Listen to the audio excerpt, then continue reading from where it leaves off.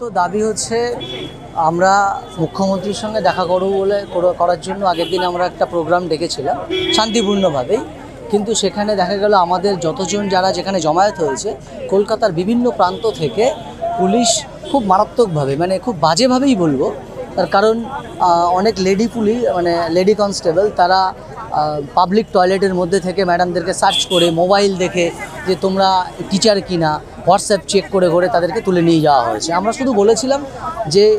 এই বিচার ব্যবস্থা প্রশাসন সব মিলিতভাবে সবাই আমাদের যোগ্য শিক্ষকদেরকে নগ্ন করে দিয়েছে, তাই আমরা অর্ধনগ্নভাবে একটা মিছিল করব, কিন্তু সেই মিছিল করার আমাদের হয়ে ওঠেনি, কারণ পুলিশ এতটাই তৎপর হয়ে উঠেছিল এবং তারা বিভিন্ন জায়গা থেকে এমনভাবে সবাইকে তুলে নিয়েছিল এটা সত্যি সে খুব লজ্জাজনক। এবং এই যে প্রশাসন এবং বিচার ব্যবস্থা থেকে শুরু করে সমস্ত জিনিস সবাই যে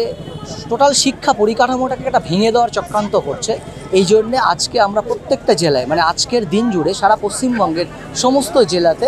স্কুল ছুটির পর এই সময়টাতে সন্ধ্যাবেলা আমরা একটা মিছিল করছি, যেখানে শুধু আমরা নয় আমাদের স্কুলের বিভিন্ন কলিগ যারা রয়েছেন যারা সিনিয়র টিচার তারাও আমাদের পাশে দাঁড়াচ্ছেন, তাদেরকে সঙ্গে নিয়েই আমরা একটা প্রতিবাদ মিছিল করছি। এবং আমাদের মূল দাবি যেটা সেটা হলো প্রশাসন এবং সরকার যেন আমাদের সহযোগিতাটা করে এবং এই যে নোটিফিকেশন বার করেছে সেখানে পরীক্ষার কথা বলছে, এই পরীক্ষাটা যেমন অনেকের পক্ষে দেওয়া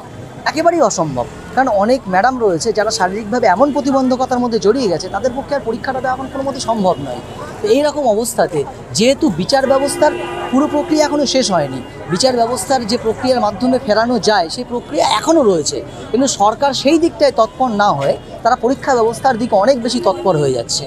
এই সমস্ত বিষয়গুলোর দিকে তাকেই আমরা একটা প্রতিবাদ মিছিল শান্তিপূর্ণভাবে মিছিল এটা করছি। রাজ্য সরকারের পক্ষ থেকে বারবার করে বলা হচ্ছে যে আপনাদের পাশে থাকবেন, তারা রিভিউ করবেন, কিন্তু তার বাইরে গিয়ে দেখা গেল যে তারা অলরেডি নোটিফিকেশন জারি করবে এবং নতুন করে নিয়োগের এটা বিজ্ঞপ্তি দিয়ে দেওয়া হবে। আপনারা আদালতের দ্বারস্থ হয়েছে সেখানে দাঁড়িয়ে কোন পরিস্থিতিতে মামলা রয়েছে, এখানে দাঁড়িয়ে আপনাদের আগামী দিনের কর্মসূচি আগামী দিনের কর্মসূচি বলতে আমাদের কাছে সরকারকে একটা রিকোয়েস্ট বলবো এবং আবেদন বলবো যে যেহেতু হ্যাঁ সরকার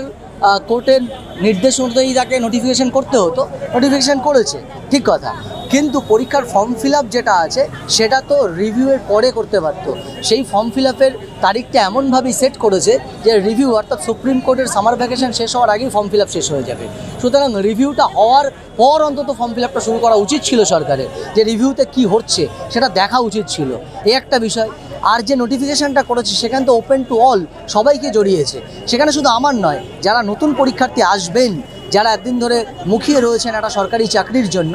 তারাও আসবেন, সেখানে সাবজেক্ট টু রিভিউ ম্যাটার বলে সেটা উল্লেখ করাও আছে, যে সাবজেক্ট টু রিভিউ ম্যাটার সেই জায়গায় যারা নতুন আসছে তারাও বা কী করে এই পরীক্ষায় অংশ নেবে সেটাও তাদের একটা বিবেচ্য বিষয় হয়ে দাঁড়িয়েছে।